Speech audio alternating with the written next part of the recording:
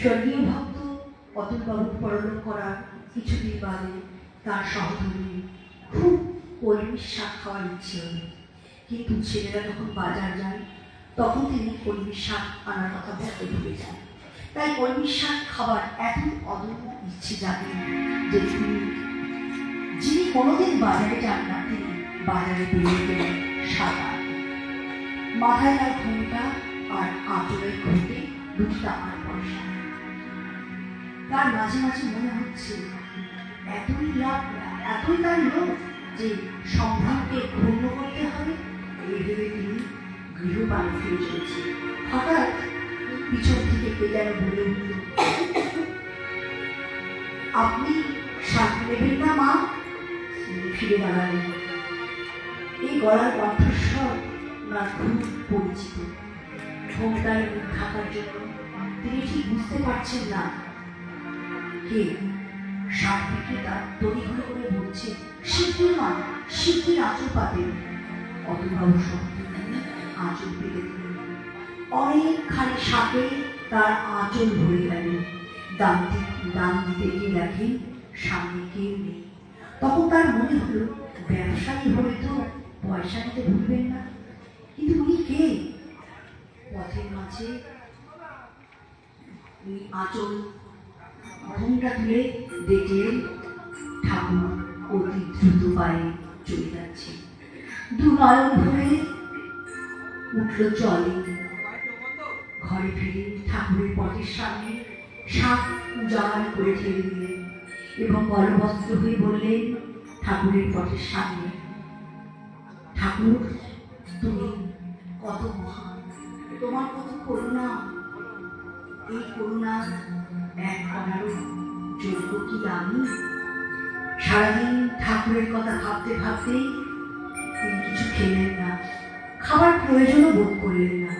বিভোর হয়ে ঠাকুরের কথা স্মরণ করলেন এবং ঠাকুরের সামনে প্রণাম করতে লাগলেন। তার অসীম করুণার কথা ভেবে অর্ধ উন্মাদিনীর মতো সে কাটিয়ে দিলেন আর ভাবলেন, তুমি ছাড়া এ জীবনে এক পাও চলা দায়।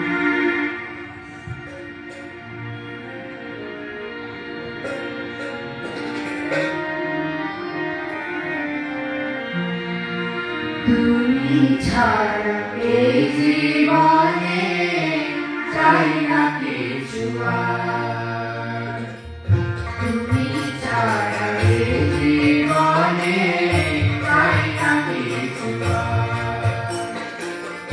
তোমার পায়ে দিলাম ঠাকুর দেহ মন আমার, তোমার পায়ে দিলাম ঠাকুর দেহ মন আমার, তুমি ছাড়া এই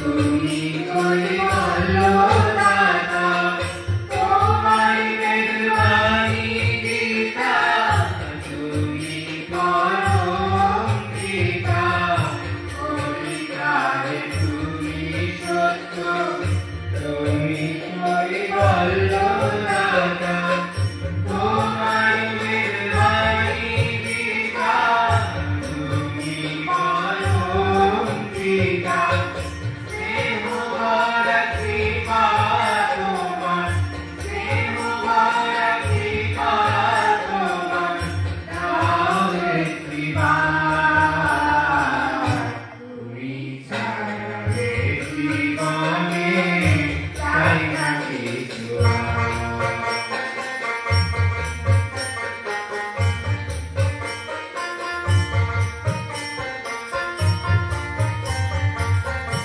অজ্ঞানী বাবুর জানি নেই আমার কোনো জ্ঞান, তোমায় জানি তোমায় মানি, তুমি আমার প্রাণ। অজ্ঞানী বাবুর জানি নেই আমার কোনো জ্ঞান, তোমায় জানি তোমায় মানি, তুমি আমার প্রাণ।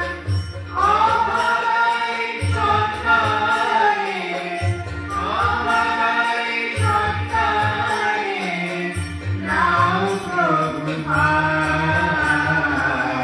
তুমি ছাড়া এ জীবনে চাই না কিছু আর।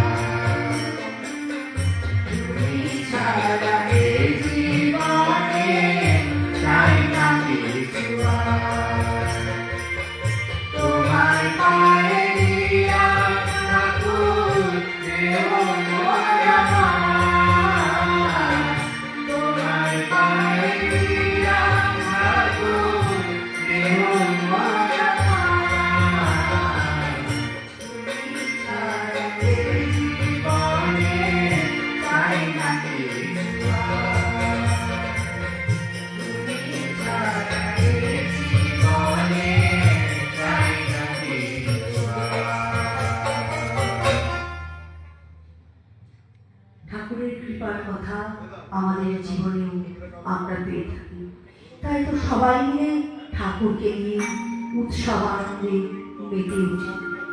যদিও ঠাকুর উৎসব পছন্দ করতেন না, কেননা উৎসব মানে তো কর্তৃপক্ষের মধ্যে কর্তা ভাব। তাই আমরাও সকলেই ঠাকুরের কাছে প্রার্থনা জানাই, ঠাকুর তুমি আমাদের মধ্যে যেন সেই অকর্তা ভাব জাগ্রত করো এবং উৎসবকে আনন্দ মুখরিত করে তোলো। তোমার উৎসব তুমি সমাপন করো, এই বলে আমাদের এই পর্বের অনুষ্ঠান আমরা শেষ করছি। জয় রাম, জয় রাম।